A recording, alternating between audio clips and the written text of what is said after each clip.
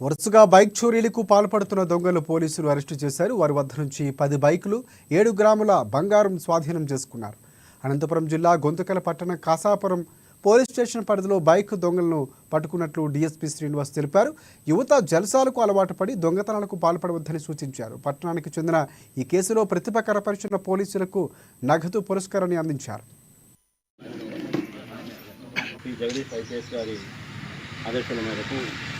మనం ఈ property ఆఫీసర్స్తో recovery కోసం కాన్సన్ట్రేట్ చేయడం జరిగింది.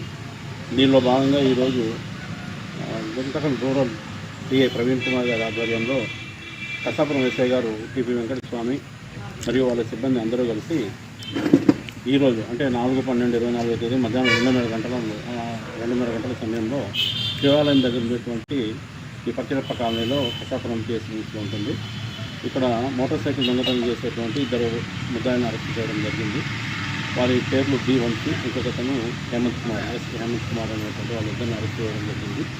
వీళ్ళ దగ్గర నుండి కసాపురం పోలీస్ స్టేషన్కి, గుంతకల్ 1 టౌన్ పోలీస్ స్టేషన్కి, గుంతకల్ 2 టౌన్ పోలీస్ స్టేషన్కి ఇంతకుముందు ఈ స్టేషన్లో మనకు కేసులు రిజిస్టర్ అయినటువంటి ఆ కేసులకు సంబంధించినటువంటి మొత్తం 7 కేసులకు సంబంధించి మొత్తం 9 మోటార్ సైకిళ్లను మనం రికవర్ చేయడం జరిగింది. ఈ సమయంలో ఈ ఇళ్లలో దొంగతనాలు చేసేటువంటి ముద్దాయిలు అయినటువంటి కేసు షేక్ కావాలి అతన్ని మనం అరెస్ట్ చేయడం జరిగింది.